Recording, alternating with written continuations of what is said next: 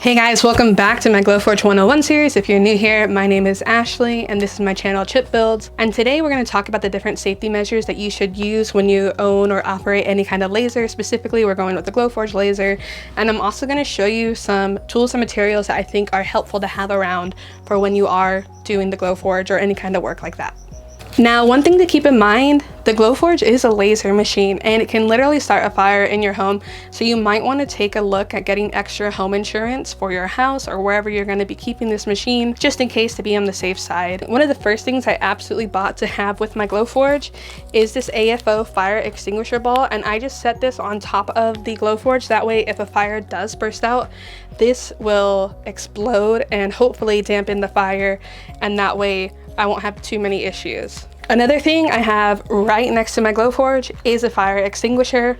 It might be a bit overkill to have the fire extinguishing ball and an actual fire extinguisher next to the Glowforge, but I would just rather be safe than sorry. You know, I definitely don't want to burn down my garage or my house or anything. So definitely you need to be thinking of safety, and I definitely recommend having a fire extinguisher of some sort near the area that you're going to be using your Glowforge. Now, one thing that is super important to think about with your Glowforge is the cleaner it is, the less problems you're going to have. So typically fires do start from things not being clean, fans being backed up, stuff like that. And so one of the things that I like to have around are these Windex electronics wipes. That way I can clean all the different glass parts of the laser and it'll just keep it nice and clean. I also like to use Mr. Clean magic erasers to kind of get rid of some of the gunk and buildup that can gather up in your laser. I cut out a lot of wood, so I have way more soot and just stickiness and residue in my laser as opposed to someone who uses mostly acrylic in their machine. So definitely want to keep around some of these magic erasers.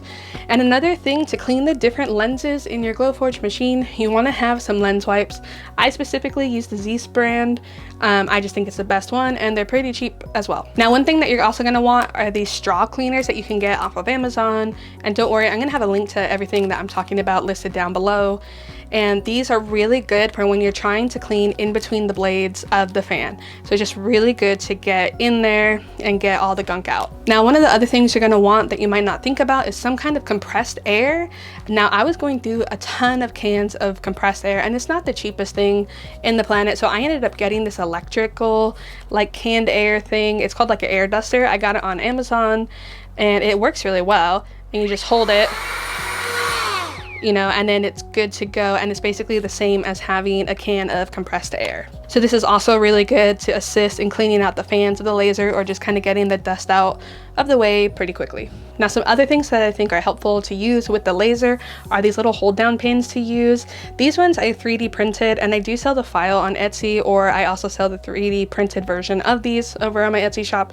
But you can easily cut these out of wood or acrylic or whatever you want. And they're just really great. You just stick them into the honeycomb bed and it will hold down your material flat. That way you're not going to be having issues of your material warping at all or lifting up, and then you're not going to waste the material because things will be cut out fully. Another thing I think is useful are these 3D printed riser box. They have 4 different levels and it comes in a pack of 4 that you can get from my Etsy shop, or also I do sell the file for these as well if you have your own 3D printer. And it's just great for putting the different thick materials that you need to engrave on when you take the crumb tray out of your laser. This will just bring it into the correct height to use on the laser engraver. Last but not least, one of the things you definitely need if you're making any kind of laser cut project is a good super glue. I recommend the Starbond super glues. They are my favorite, hands down. This easily works with wood, acrylic, MDF, all the great stuff. And it comes in a bunch of different thicknesses and different colors as well. You can definitely get a black one or a brown one. Black could be really great if you're trying to glue together dark pieces of wood or dark pieces of acrylic. That way, if you get a little bit of seep out, it's not going to be as noticeable. As far as different materials that I use to cut on the Glowforge, whether that be wood or acrylic, I get mine from 2 different places. For any of my wood pieces, I will either go to Amazon and just type in like plywood for the Glowforge or something. Typically that can be kind of on the pricier side, and I only use that if I need something like super quick right away. If not, I just go to my local lumber supplier and I can get 4x8 sheets of material and then I can cut it down myself to use in the Glowforge, and typically that is way cheaper. Pretty much any place you go to shop for materials for your Glowforge is going to be so much cheaper than actually going to Glowforge's site itself. Now for any of the acrylic that I cut on the Glowforge, I go to OPC Plastics. They have an Instagram and they have a website. And for me, I think their prices are fine because I have bought plastic locally before, and it's just a pain for me to have to cut down the acrylic sheets myself because I don't have the proper blade on my table saw, and it's just a mess. So I typically, for acrylics, just order it from one of these websites, and I'll have those linked down below.